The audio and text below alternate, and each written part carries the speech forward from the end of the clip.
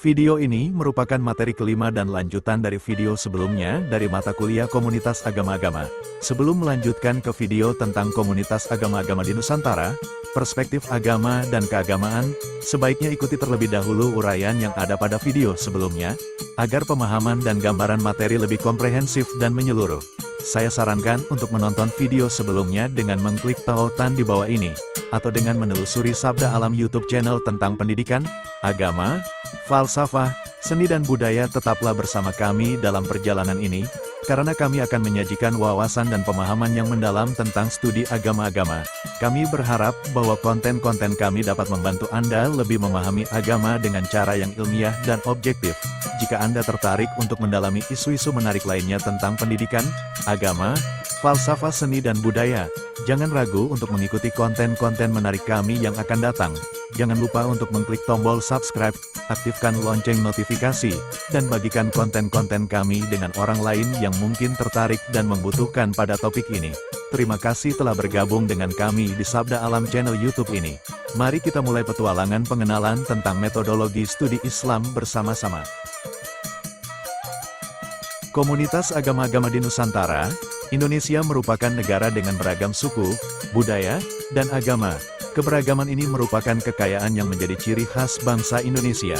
Keberagaman agama di Indonesia telah terjalin sejak lama dan telah membentuk budaya dan tradisi yang unik dalam bingkai Nusantara. Sejarah dan perkembangan komunitas agama-agama di Nusantara. 1. Masa Hindu-Buddha. Agama Hindu dan Buddha masuk ke Indonesia melalui jalur perdagangan sejak abad pertama Masehi. Kerajaan-kerajaan Hindu-Buddha seperti Majapahit dan Sriwijaya berkembang pesat di Nusantara. 2. Masa Islam. Islam masuk ke Indonesia pada abad ke-13 Masehi melalui jalur perdagangan dan dakwah. Kerajaan Islam seperti Demak, Mataram, dan Aceh berkembang di berbagai wilayah di Nusantara. 3. Masa kolonial. Pada masa kolonial Belanda, agama Kristen masuk ke Indonesia melalui para misionaris. Gereja-gereja dibangun di berbagai daerah di Nusantara. Agama-agama resmi di Indonesia adalah 1. Islam. Agama mayoritas di Indonesia dengan jumlah penganut yang terbesar. Islam di Indonesia memiliki beberapa aliran, seperti Sunni dan Syiah. 2. Kristen. Terdiri dari Protestan dan Katolik. Kristen merupakan agama kedua terbesar di Indonesia.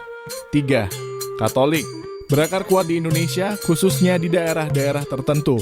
Gereja Katolik memiliki struktur organisasi yang kuat dan aktif dalam berbagai kegiatan sosial. 4. Hindu. Ditemukan di Bali dan beberapa daerah lainnya. Hindu memiliki tradisi dan ritual yang unik dan menarik. 5. Buddha. Terdapat di berbagai daerah di Indonesia. Buddha memiliki ajaran tentang meditasi dan pencerahan. Agama Islam A. Ajaran. Agama Islam mengajarkan tentang tauhid, salat, puasa, zakat, dan haji. Ajaran Islam menekankan pentingnya persaudaraan, keadilan, dan kasih sayang. B. Organisasi. Organisasi Islam di Indonesia beragam dari organisasi keagamaan seperti Nahdlatul Ulama, dalam kurung NU, dan Muhammadiyah hingga organisasi sosial kemasyarakatan. C. Peran. Agama Islam memiliki peran penting dalam kehidupan masyarakat Indonesia dari aspek spiritual hingga sosial budaya. Agama Kristen A. Protestan. Kristen Protestan memiliki beberapa denominasi seperti Gereja Kristen Indonesia dalam kurung GKI, Gereja Bethel Indonesia dalam kurung GBI, dan Gereja Pantekosta. B. Katolik. Gereja Katolik di Indonesia memiliki hierarki yang jelas dipimpin oleh Uskup Agung dan Uskup Diosesan. C. Peran. Gereja Kristen memiliki peran penting dalam bidang pendidikan, kesehatan, dan sosial kemasyarakatan. Agama Katolik A. Ajaran Gereja Katolik mengajarkan tentang Tritunggal Maha Kudus, yaitu Allah Bapa, Allah Putra, dan Allah Roh Kudus. B. Ritual Gereja Katolik memiliki ritual keagamaan seperti misa, sakramen, dan doa. C. Organisasi. Struktur organisasi Gereja Katolik terstruktur dan hierarkis, dipimpin oleh Paus di Roma. Agama Hindu A. Ajaran. Agama Hindu mengajarkan tentang Trimurti, yaitu Brahma, Wisnu, dan Siwa. Ajarannya menekankan tentang dharma, karma, dan moksa. B. Ritual. Umat Hindu di Indonesia melaksanakan berbagai ritual seperti sembahyang, upacara keagamaan, dan perayaan hari besar keagamaan. C. Organisasi. Organisasi Hindu di Indonesia berkembang seperti Parisada Hindu Dharma Indonesia dalam kurung PHDI yang berperan dalam pengembangan dan pelestarian agama Hindu. Agama Buddha A. Ajaran. Buddha mengajarkan tentang 4 kebenaran mulia dan jalan mulia berunsur 8. B. Ritual. Umat Buddha melaksanakan meditasi, puja bakti, dan perayaan hari besar keagamaan seperti Waisak. C. Organisasi. Organisasi Buddha di Indonesia berkembang seperti Majelis Buddha Theravada Indonesia dalam kurung MBTI dan Persekutuan Buddhis Indonesia dalam kurung Perbudi. Kepercayaan lokal A. Kepercayaan suku Dayak. Suku Dayak memiliki kepercayaan terhadap roh nenek moyang dan alam. B. Kepercayaan suku Toraja. Suku Toraja memiliki tradisi pemakaman yang unik dan kompleks. Keharmonisan dan toleransi beragama.